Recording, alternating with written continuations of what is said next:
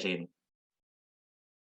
This is the first MABS webinar of 2022 and follows a very successful series of webinars in 2021 on topics such as the changing face of Irish banking, insolvency options, and the impact of COVID-19 on society. And we encourage you all to keep an eye on our socials for future MABS webinars to be hosted throughout 2022. My name is Karl Cronin. I am a regional manager with MABS, the Money Advice and Budgeting Service, which celebrates its 30th anniversary this year.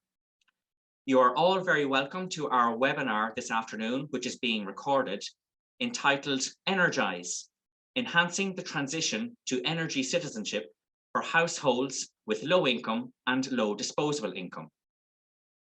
Over the next hour or so, Gwen Harris from North Dublin MABS, Dr. Olive McCarthy from University College Cork, and Issy Petrie from the Society of St. Vincent de Paul will take you through the findings of research conducted by UCC and North Dublin MABS, which explores the barriers and enablers to greater energy efficiency in households with low income and low disposable income. This piece of research, which was funded and supported by the Irish Research Council, is very timely, considering the recent announcement by the government regarding the DEEP retrofit grant. It is even more important due to the current challenges of energy inflation experienced by those with low disposable incomes.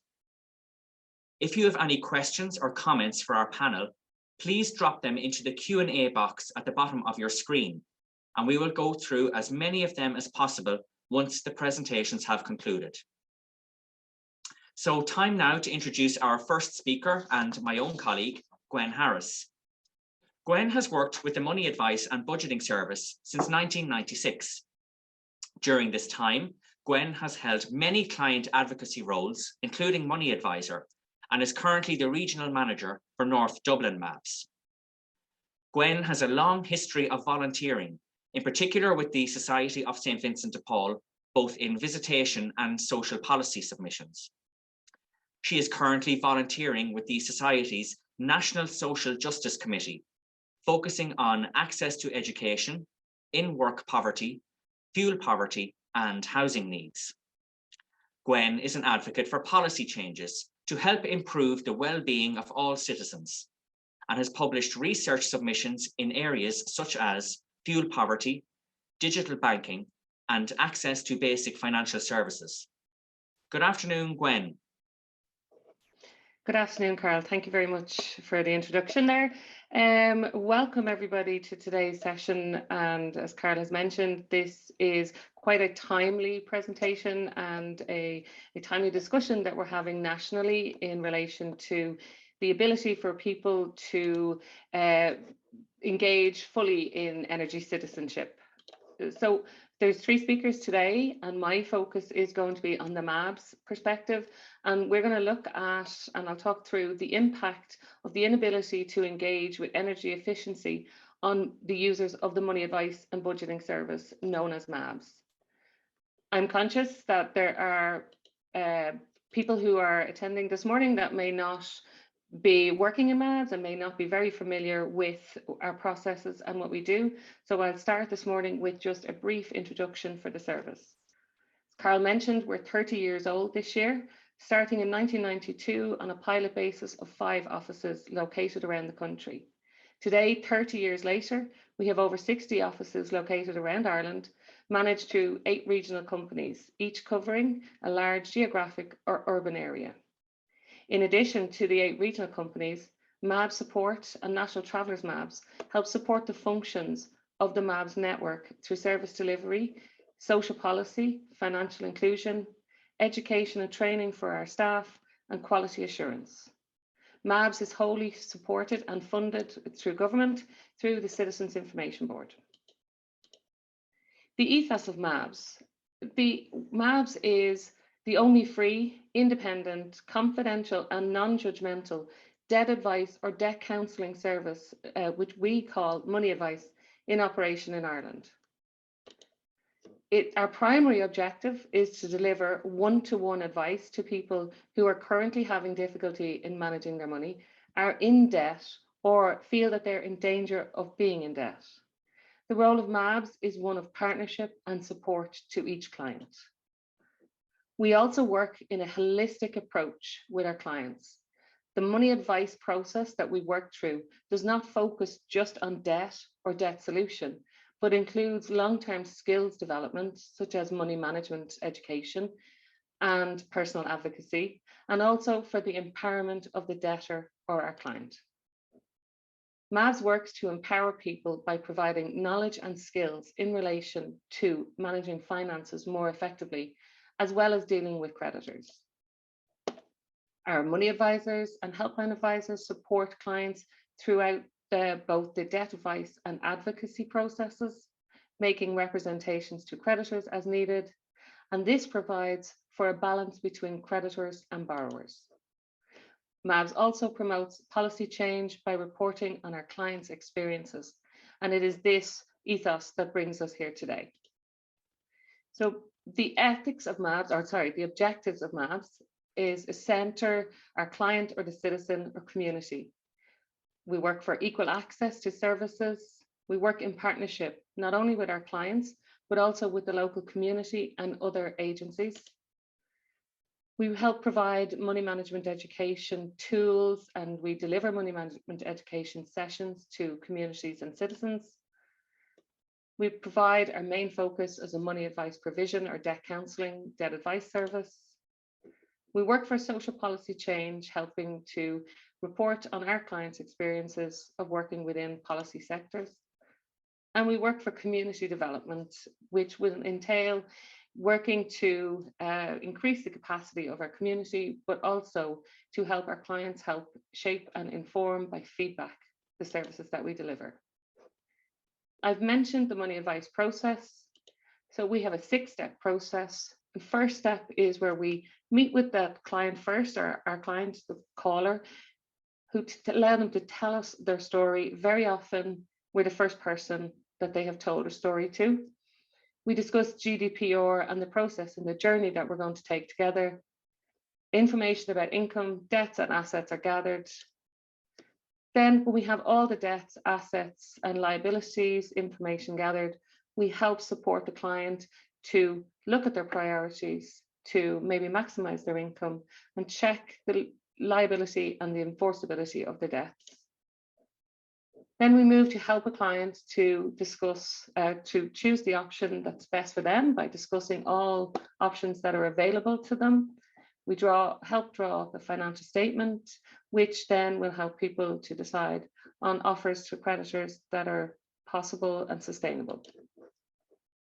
To the implementation plan, we help support people by developing a strategy for long-term sustainability, tackling the budget, the debt, and supporting clients to put forward their offers of repayment. In the 5th stage, we're nearly there with clients, and we help to maybe react to creditors' responses, maybe appeals in some cases, and look at other solutions. Such at this stage, people may be looking at full insolvency solutions, and we will provide a gateway to Ewalia and to other insolvency solutions. We maintain client throughout this process with the end goal that we will be closing for the client to be self-empowered and that they would have the tools and skills to maintain their budget going forward. Client engagement in this study. I just want to touch on this briefly. Olive will discuss more detail when she's talking about the parameters of the study and who we spoke to. All clients, active clients at the time of North Dublin MABS of last August and September were invited to take part in the study. We did exclude clients who had disclosed that they may be homeless or displaced. In addition, 7 users of National Travellers MABS who were living in North Dublin also participated. 128 replies were received, with 800 invitations to participate sent. And this is because the consequences of living with debt include a huge impact on mental and emotional health, which will be a factor for consideration and engagement in the study. When working with MABS, people may find that they have only the energy, personal energy, or capacity to deal with their priorities, securing the light and heat, prevention of the loss of their home, keeping food on the table. And you can appreciate that engaging in a study may come down the priority list. So the impact of well-being on debt, if I could just speak to this, and it might explain further for people who are listening today, where people find themselves when they attend a MABS office. This graph is an excerpt from research published by Petrie in 2010, and it very clearly shows the link between well-being and debt. And at this point in the tipping scale, it's a tipping point contact with CAB. The very lowest point of this graph is where people find themselves when they attended CAB, which is the equivalent, was at the time the equivalent of MABS in the UK. So you could see that well-being is really at an all-time low while debt is being managed. Energy poverty in a MABS context. The main drivers of energy poverty are low income, poor thermal capacity of the housing, and also high energy costs. MABS clients are reported through our own research over the years to experience fuel poverty at a disproportionate rate when compared to the national average. SEAI reported that more than 1/4 of Irish households could be in energy poverty when using an objective measure where fuel expenditure corresponds to more than 10% of household income. Using this same measure of 10% of household income, research conducted by Dublin 10 and 20 MABS first found in 2013 that 79% of clients were considered energy poor. And in 2017, on a follow-up successive study, 72% of clients that they studied were considered energy poor. A similar study with the same objective measure in Finglas in 2005 reported 54% considered energy poor. And you can see that this is quite substantially different to the 25% that's reported from SEAI as a national average.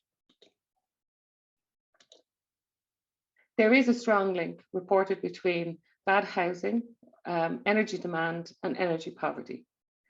And many studies have shown that poor maintenance in housing is a key factor in increasing energy demand, which also impacts on energy poverty and general health. The Finglas-Cabra study in 2005 looked at energy efficiency measures and the housing stock for participants, reporting that also the lack of knowledge of benefits of energy conservation measures as a principal reason for such measures have not been taken up. Such measures being referred to there as potential retrofit measures. This information gap is likely to be higher in households where they could yield the greatest benefits. This quote is from the Dublin 10 and 20 MABS research in 2017, called Left Behind in the Cold. MABS clients interviewed spent more on fuel and light than the population as a whole. Not just a higher proportion of their income, but more money. Households spent an average of €50 a week on fuel and light, whereas the national figure for general population is 38. And a similar finding in a MABS report with the traveller community spending over €100 per week on light and heat, almost 3 times the general population average. And that is from a report in 2019 with National Travellers MABS. So energy costs are common to all households and all clients that we would deal with. But as we've seen, previous research has shown that there's a disproportionate spend in households that MABS will be working with on fuel. the higher energy costs are very often associated to energy inefficient homes, such as energy homes that would require or would benefit from energy upgrades and deep retrofits. Green loans, a term, sorry, I should have explained that a little bit more. So green loans are being proposed in the Consumer Credit Directive that are on a reduced lower APR when the loan is being advanced to finance retrofit grants or retrofit work within the home. For MABS, this would not always be suitable or acceptable for those who are already indebted. They cannot take on more debt due to affordability or poor credit rating. On financial exclusion, the inability to participate in energy efficiency upgrades would be a feature and concern in our money advice process, as higher costs are associated with also the energy efficient products, not just use, such as washing machines, fridge freezers, higher costed, there is a higher price for a lower energy use. Carbon taxation, another concern that we would have with the carbon taxation due to implement in May this year, and almost a new poverty premium where to be impacting those who are unable to upgrade their homes more. Unsustainable energy costs in our clients' homes will lead to unsustainable budgets long term. Barriers for engaging in energy efficiency during the money advice process. I've touched on a couple of these issues already, but we've all been affected. Energy poor households and people who are not considered energy poor are affected by the newly increases in prices for our gas and electricity, up to 30% recently, but very often static incomes or declining incomes. And the most effective way to reduce or manage our energy costs is through energy efficient measures and home upgrades. For MABS, not all our clients will qualify for these great upgrades. Those who are eligible when working with MABS at a crisis point have competing priorities, as I've mentioned, such as food on table, light, heat, roof over the head. The newly announced National Home Energy Upgrade Scheme, which Olive will talk of more, and also Issy later, will provide increased grant levels of up to 80% of the typical cost of a deep retrofit. However, the long-term returns for upgrades are a hard sell during a time of financial distress. And in addition, 38% of MABS clients nationally during 2021 were renting their home and therefore would not qualify for upgrades because it would be the responsibility of the landlord. So I'm going to finish up now just with 3 small commitments that I think that MABS might focus on. Olive will mention this further, just a proposal to look at this from a national, extend this study that we did in the North Dublin and City area, so to a rural and a more national dimension to see other barriers that might exist. Continue with ongoing energy training with all money advisors to ensure sustainable budgeting and access to energy supports, and that clients are aware of their entitlements. And continued engagement with SEAI energy charities to promote community awareness, which has been identified as one of the major players in energy poverty, is the information gap. So climate action always needs to have climate justice at its centre with equal access to all. Issy and Olive will follow now and will extend on the final point of access to all. Thank you, Karl. Thank you, Gwen, and well done, excuse me, well done to North Dublin MABS on gathering the fieldwork used to inform this important piece of research. Our next speaker is Dr. Olive McCarthy, who is Director of the Centre for Cooperative Studies at University College Cork. Olive's research mainly focuses on financial services issues impacting those on low incomes, including financial inclusion, credit unions, high cost credit and related issues. Olive was appointed to the statutory Credit Union Advisory Committee by the Minister for Finance in September 2018, having previously served on the committee from 2005 until 2009. She was also appointed to the Research Advisory Board of the Centre for Community Finance Europe in 2017, and to the Syriac International Scientific Commission in 2018. Olive has volunteered with credit union, cooperative, and social finance organisations, and currently serves as a volunteer board member on our own MABS support company. Welcome, Olive.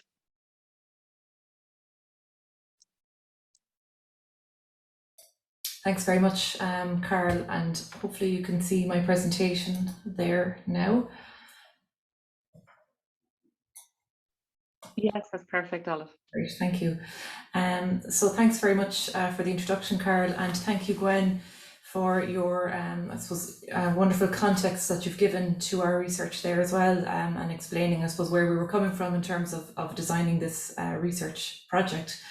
And before I begin, I'd just like to thank the Irish Research Council for the funding they provided for this research. So we called it ENERGISE, which I think was a very positive description for the research, but really it was about looking at the particular circumstances and issues impacting on those who are actively engaging with MABS in terms of making that transition to I suppose reducing their energy consumption or increasing their energy efficiency in the household, which of course has, as Gwen has explained, has impacts on well-being, has impacts on household finances more generally. So the aims of the research then were quite simple, and it was actually quite a simple and straightforward project that we hoped would have kind of very practical implications as well.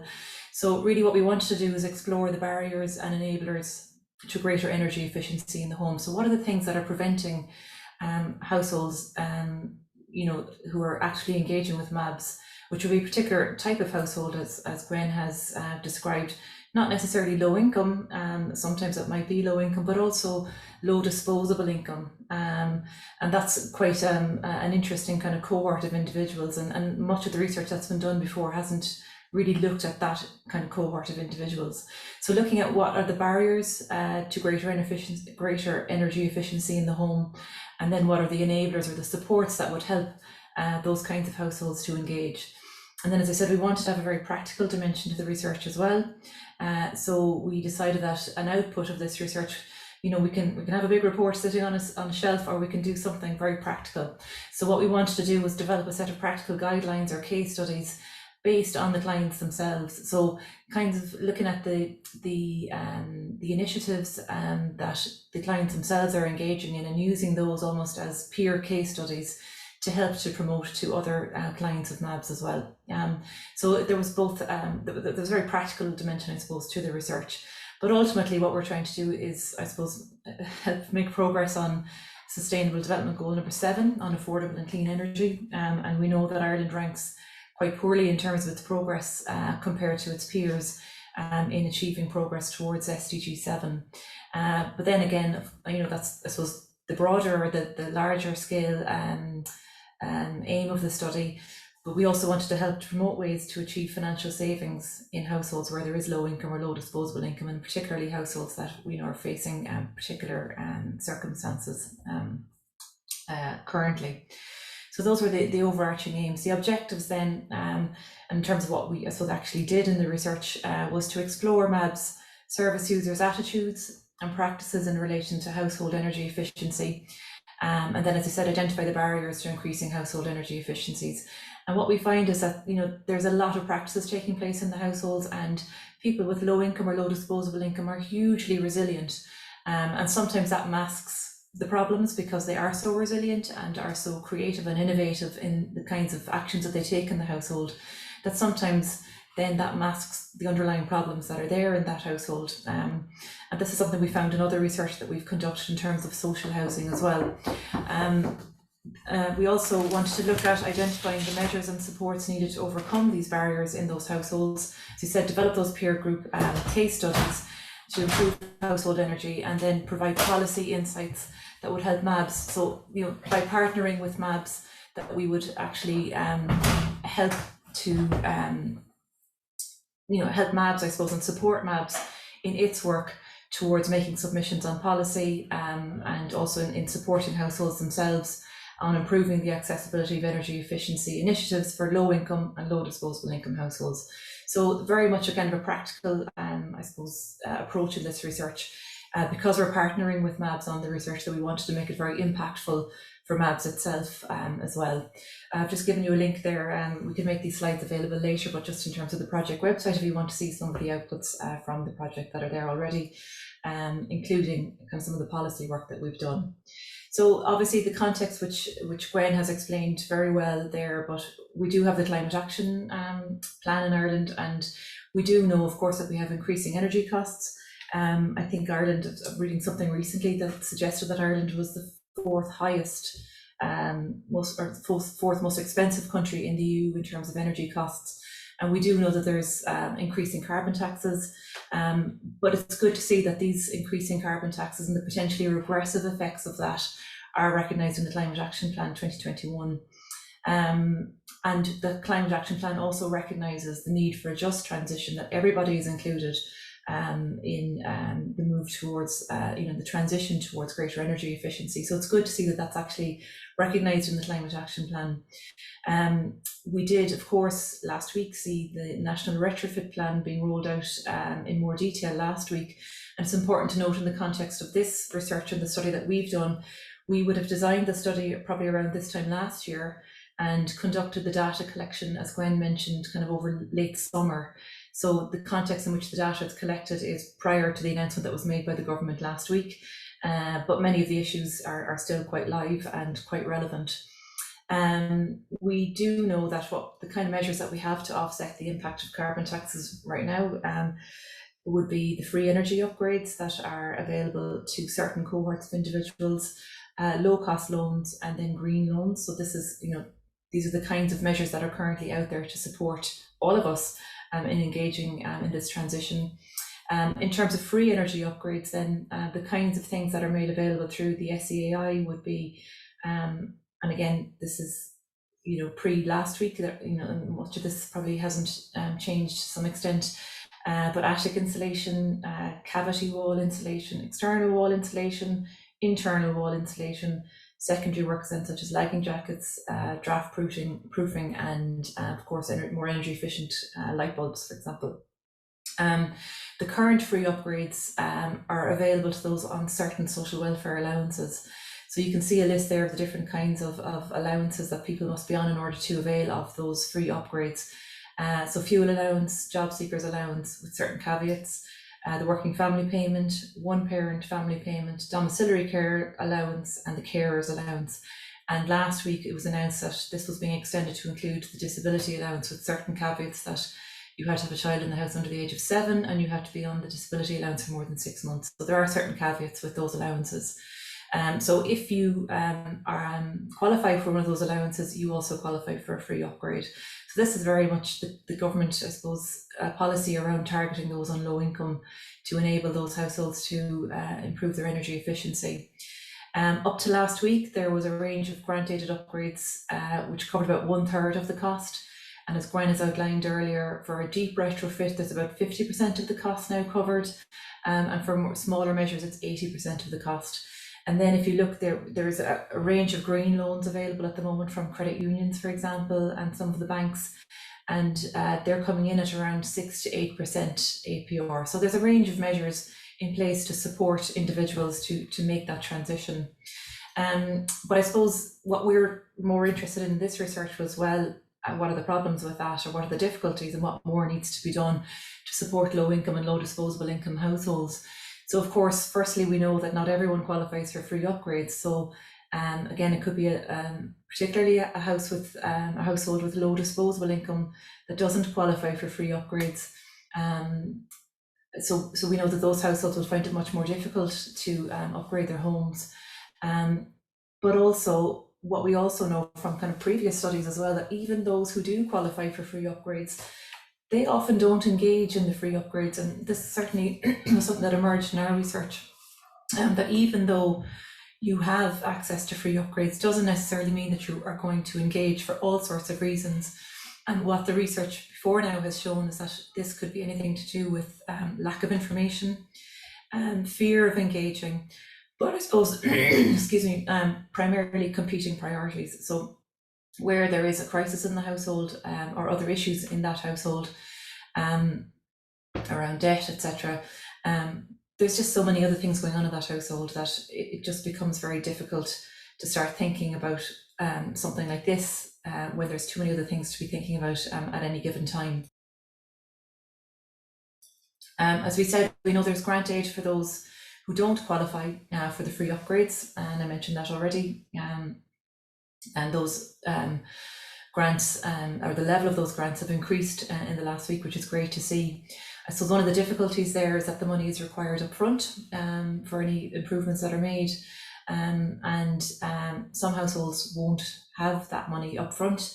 They, if they were to engage, may need to borrow, and of course, as we know, while the green loans might be kept at a low.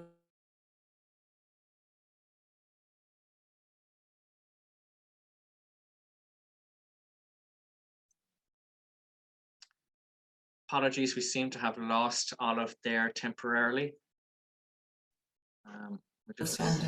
Olive is back with us there. Apologies, Olive, we just lost you there for a moment.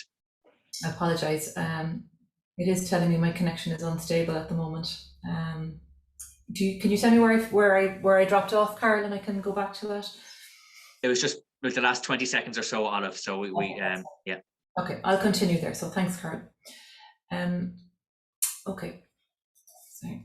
So just in terms of our research, this was a very small scale project, so we had a very small amount of funding, but we did manage to pack quite a punch. I think Gwen will agree in terms of what we were able to do with a small amount of money. But again, it just means that the outputs that we have as well are on a small scale at the moment. And as Gwen did point out earlier, we would like to now expand this research and go further with it. So our focus was primarily on the clients of North Dublin MABS. We did extend the reach of the project a little bit towards the end. And I think what's important to note here, and I think Gwen would be very vocal on this as well, is that we're probably dealing with the best case scenario when we're dealing with an urban community, particularly North Dublin, which would have access to a range of kind of services and access to a range of utilities. So, when we look at this research, it's important to think that this is probably a community that does have access, and there's probably many other communities that wouldn't have the same level of access to utilities and services that North Dublin would have. So it's important just to contextualise the research in that sense. You said we had 128 respondents. We asked every respondent if they had engaged in something in the household, anything at all they had done in terms of energy efficiency in their household, not necessarily a formal grant or a formal retrofit, just any practices in the household that they were willing to share. Would they engage further in our research?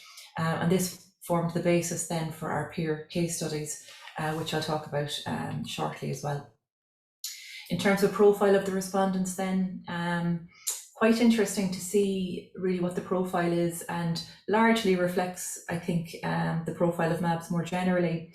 64% of respondents had a mortgage or own their own home, which is quite interesting because that would suggest probably low disposable income, where maybe a household has been squeezed by its mortgage repayments, for example. But we didn't ask people what their income was. We didn't get into that level of kind of personal detail. We really were just interested in the energy efficiency aspects of it. Most of the others then, that would be about, I think, 28%, so 36 of our respondents were renting privately or renting from the local authority. And here's a really interesting and important figure to remember, because we'll come back to it in a moment, that 59% were in receipt of a social welfare payment. Now, most of those are the fuel allowance, but that's 75 of our 128 respondents, and these are the ones who qualify for the free upgrades. So just remember that, or jot it down in front of you for a minute, because we will come back to it as a very important figure when we look at how many actually did engage in the free upgrades.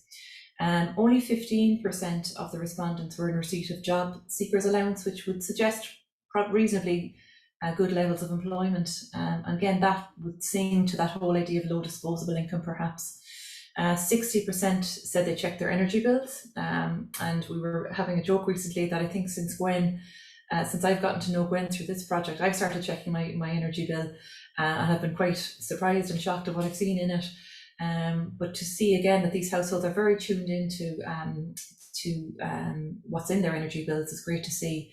And for the majority, they were paying by direct debit or cash, but 25% use prepay meters. And we do know that while prepay meters offer a certain level of convenience, they're also more expensive. So this goes back to Gwen's earlier point, almost on the premium that some of these households are paying for energy. And just one interesting fact there, that 81% said it was harder to pay their energy bills during the pandemic because of increased usage. So more people at home upped the energy bills in the household, probably particularly around electricity and heating, you would imagine. In terms of energy efficiency practices in the household then, and this is a really interesting piece because there's lots of research done on this. So we're looking at what we would call kind of habitual daily curtailment, so kind of things we can all do in the household, switching off lights and whatever, versus this idea of kind of purchasing activities and energy efficiency choices. So we're more kind of into the buying the energy efficient appliances and the upgrades and so on.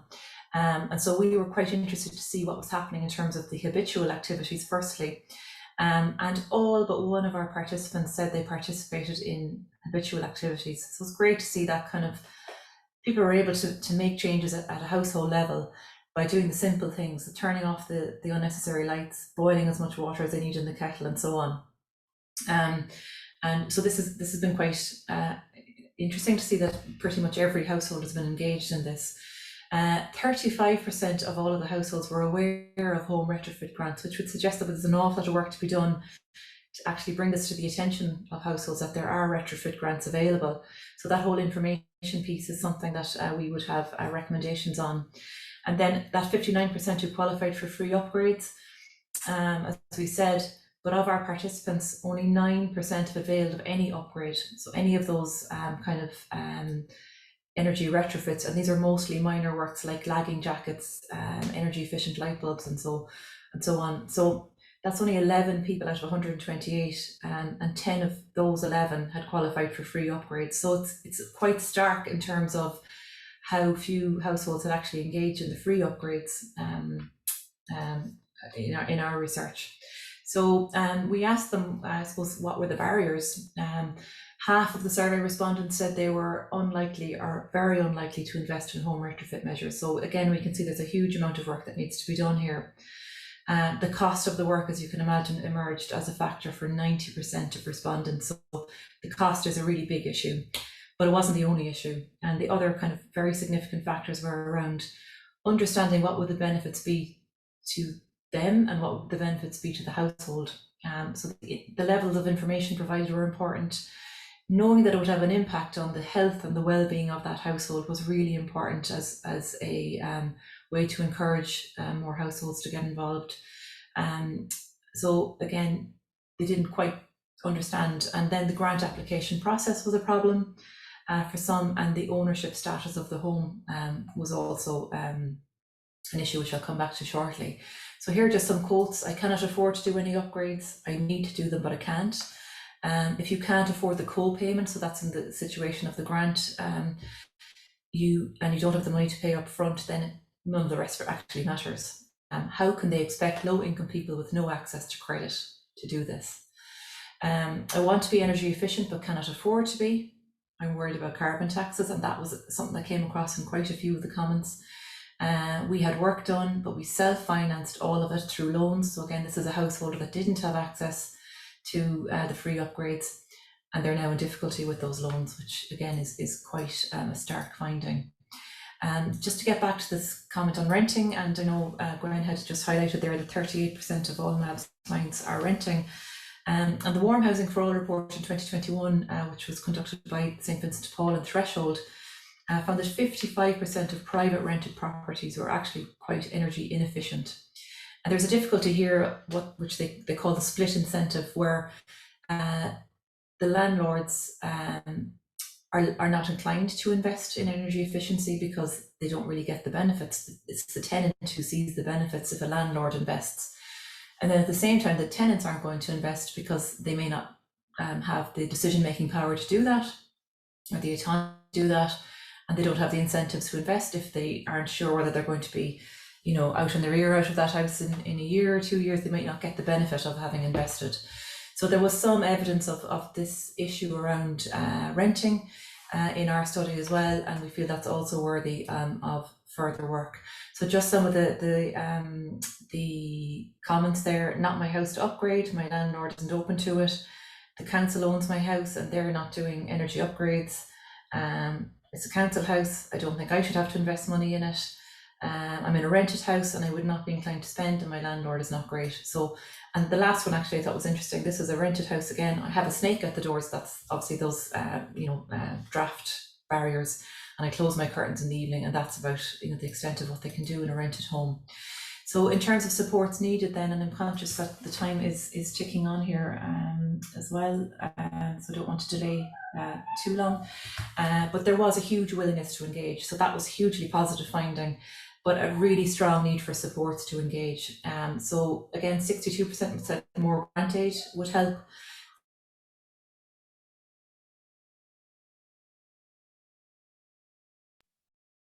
Again, we seem to have lost Olive there.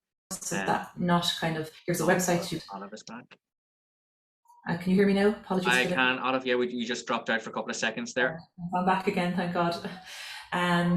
More information on the benefits accruing and more information on what energy saving activities they could engage on. And I have some quotes there as well.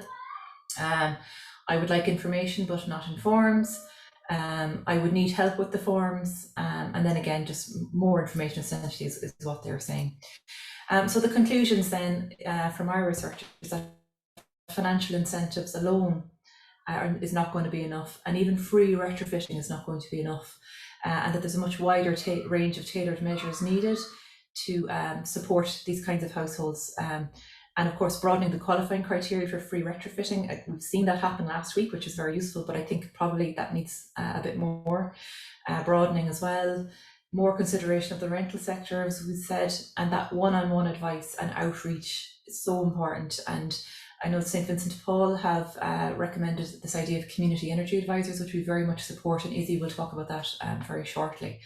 So I just have one or two last things just to show you some of the outputs from the research to date. It's been quite impactful, and that's been picked up by quite a number of media outlets. In particular, last week, of course, and UCC did a press release on the research last week because it was very fitting in terms of the announcement that happened last week. So there's just some of the headlines from that. This is just our work that we've been doing on the peer case studies. So these are two of our stories that we, on one side of the sheet, we have given kind of what, in the words of the people that we've spoken to, you know, what works they got done, what was their experience, what advice would they give, and we've two leaflets here, and on the back we have details of the Sustainable Energy Authority of Ireland grant scheme. And we're very, very lucky in that the SEAI did reach out to us, having seen our research reported in the media a couple of months ago, and very willing to engage with us and have given us some support in terms of producing the text for the back of that leaflet, which will support people in seeing what they're qualified to get. And also NALA has helped to kind of language proof and, you know, I suppose make our brochures a bit more accessible. So that's where I wanted to finish, and apologies if I went a little bit over, but I know Issy will be able to pick up there in terms of the work that St. Vincent de Paul have been doing in this area. So thanks very much. Thank you, Olive, and some very stark findings there in quite a small research project, and well done to all involved in UCC. Just a reminder to all our attendees this afternoon that your questions and answers can be popped into the Q&A box in the bottom of your screen, and we'll open them up to the panel once Issy's presentation has concluded. Our final speaker this afternoon is Issy Petrie, who is a Research and Policy Officer on the Social Justice team at the Society of St. Vincent de Paul. The Social Justice team draw on the experience of St. Vincent de Paul members' visitation work to advocate for practical change and policy solutions. and Issy works across the areas of energy and income policy. Previously, Issy has worked at the Carnegie UK Trust in Scotland and the Living Wage Foundation in London. Good afternoon, Issy. Hi Karl. So thanks for having me to speak at today's launch. It's really good. It's really useful to see this research and the level of depth and attention paid to the practicalities and people's experience around retrofitting. I'm going to briefly just pick up on two of the points within the research. Firstly, on the recommendation for around community energy advice and the need for a particular service there. And secondly, on the importance of making sure private renters are accounted for and included within retrofitting plans, which would be a big concern at SVP. So to start off with, I will just quickly introduce our work at SVP supporting people in energy poverty. And the points picked out in this slide are particularly focusing on the last couple of years, which saw the pandemic, and then also now these rapid and very, very significant price rises that people are facing, everyone's facing. So in 2020, we spent €4.7 million SVP supporting people in energy poverty. And during the pandemic, that was a time where many people clearly lost income and at the same time experienced the impact of having to stay at home, getting much bigger heating bills and higher usage there. And so in early 2021, a year ago, we commissioned a survey from Red Sea to look at the financial impact of the pandemic. And it showed at that point that 19% of people had cut back on heating and utilities due to cost, due to the financial impact of the pandemic. And in the last few months of 2021, so the last quarter of last year really, as high prices were starting to bite and people at the same time were still dealing with the financial fallout from the pandemic, our calls and requests for assistance, particularly for assistance with gas and electricity, increased by 24%. And so just last week, we released a survey with Red Sea to follow up on last year, which particularly asked how people were coping with energy costs now, as one of the questions, and also concerns for the coming months, the coming 6 months. And the survey found that 37% of people have cut back on essential heating and energy use, rising to almost half of single parents. And 40% of people are actually worried about their ability to meet their energy costs over the next 6 months. So that sort of starts to form or gives a bit of the immediate context with which we are now in with regards to energy costs and energy poverty. And I think sort of shows the very real importance of making sure that plans and policies for retrofitting are able to reach those most in need of support around with energy efficiency, who are most vulnerable to the higher costs that we're seeing at the minute, and would therefore benefit the most from homes that are more affordable and more efficient to run. And we're really pleased to see the MABS and UCC research include the recommendation for energy advice and community energy advice as a key recommendation. And it's a service that we've also advocated for, which we would see as providing energy advice to households holistically. So taking into account the causes and the context of energy poverty, including, spanning incomes, energy costs, and the efficiency and standards of the house, of people's homes. So for us, we would see this as a vital service that wouldn't isolate one aspect of energy poverty, whether that would be costs or income or housing, but would bridge all three and bridge addressing all three. So for example, this could support people through things like dealing with energy bills, tariff choices and management there, signposting and bridging between specialist services like MABS, simple changes or kind of practical quick installations in the home, such as those light bulbs and some draft proofing, as has been already mentioned today, as well as being a point of advice and support and a bridge towards longer term and bigger measures like retrofitting measures and retrofitting projects, providing the information and also practical support to make those bigger projects more achievable and more realistic. And I think some of the survey results that have been touched upon from the MABS and UCC research today really highlight the need for this, such as the mismatch between people who qualified for supports and who had used them. And the MABS policy briefing, the MABS and UCC policy briefing here also kind of reviewed the research, which showed the importance of people receiving trusted and face-to-face advice for households, and the benefits of working within social networks and advice provided through things like group discussions and kind of more interactive situations, which I think kind of highlights how a local service could really benefit people. So just to finish up with here, I just wanted to speak briefly about the importance of energy efficiency and retrofitting in the private rented sector, and making sure that the policy and funding solutions work for tenants too.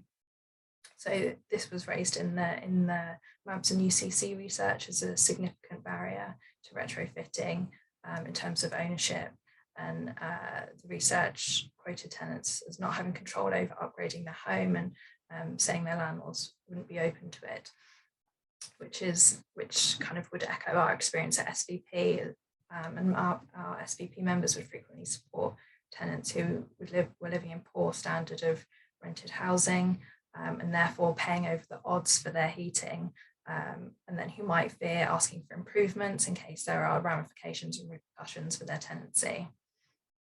And last year, SVP worked with colleagues in Threshold to look at steps that could be taken to improve standards and energy efficiency in the private rented sector. And due to the split incentive that Olive discussed there, that arise between tenants who themselves pay the bills and also experience the home, the day-to-day warmth of the home, or the inefficiency of the home, and the landlords who are responsible for improvements and taking on the financing of those improvements.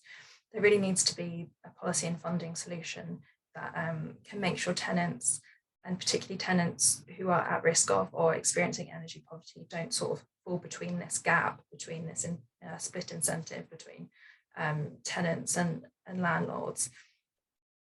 And so we really need to see a funding and policy solution that addresses this, so that there is an increasing inequality in the housing standards we experience between people who can retrofit and can take on some of these measures and the finances that go along with it, and people who there isn't currently the solution, and housing standards, there's just an increasing disparity there.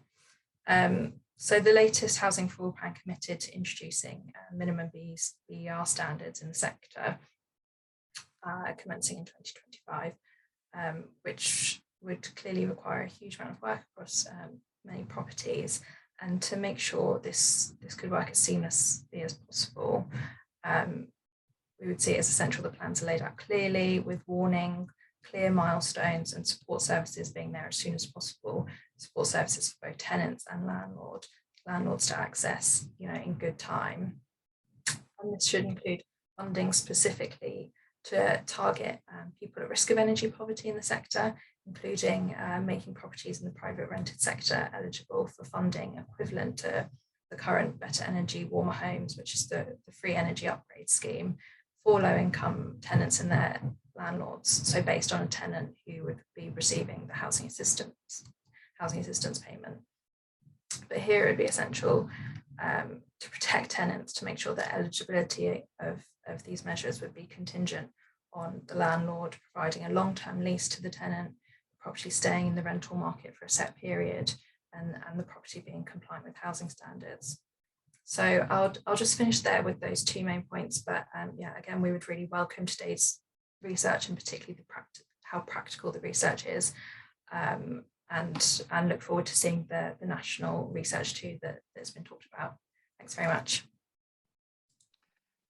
Thank you very much, Issy. And certainly the research findings very much reflect what SVP members are seeing on the ground in the course of their work in visitations, etc. Quite a few comments coming in and a couple of questions as well. If I can just get to one of the questions that's popped into the chat function first. Were there any indications that a reason people don't apply for grants is because you can only apply for a category of grant once, and so you don't want to waste that opportunity if they can't afford a full set of works right now? Gwen or Olive, do either of you want to take that one? Yeah, I can just say when we did the more detailed interview, so this wasn't something that we looked at necessarily in the questionnaire, but it did arise in one of the interviews that somebody was they wanted to make sure that they knew they could only apply for this once under the scheme the way it was, and they were just being careful in terms of the application that they made, then that they were making sure to get as much as they could. I think that was kind of the sense that they gave us anyway, for sure. Quite a few comments coming in the Q&A commending the panel on their presentations this afternoon. Comment advising they'll be following this issue with keen interest going forward. A question, is it possible to split the renting cohort between local authority, approved housing body tenants and the private rent sector tenants? Yeah, so when you look at, we asked them what their housing status was. I suppose the problem that we have is the sample size is actually quite small. So for the private rented, it was 10 of the 128 people that we spoke to, so that's less than 10% were private rented, 24 were local authority, and 2 were social housing. So the sample size is actually quite small. So it just goes back to I think what we need to do is have a much bigger sample size. So if we can do more of a national study and certainly extend this out across all MABS regions, I think the data we'll get back will be very, very rich on that, and we'll have much more to say. That will stand up, I suppose, statistically as such, when we can get a bigger cohort, particularly in the private rented. And that has actually come in as a suggestion as well, that the research be repeated in a rural region to compare urban and rural findings and highlight any other rural specific issues arising. And that's certainly something that we can take away from today. Gwen, do you want to come in there? Yeah, well, actually, I think Olive is probably going to say that this output is the best case scenario, really, and we're very conscious of the rural dimension. But I just wanted to comment on the piece about the question about the difference between private rented and local authority. One of the things that we're not too sure why, but it's a very interesting statistic. So during the period of the 800 people that were being invited, only 36% were mortgaged, and 50.1% were in the rented sector, between half private rent and council, and 4% were owned. And strangely, we had 62% of that cohort respond who were mortgaged. So whether, and it's an assumption, but whether perhaps people who were rented felt that they couldn't respond because it was beyond their gift to, or their ability to be able to invest, and it was focused on, you know, maybe would you retrofit, would you upgrade, and perhaps that is why people who were mortgaged were more inclined to answer, because it was their home. They were the ones responsible for investing and upgrading. And again, that is, I'm putting that on, it's a caveat there. I'm putting a disclaimer on it. That's my assumption. We've no scientific facts or anything behind it, but it's a very strange thing that 36% of mortgaged at the time, but 62% replied from mortgage property.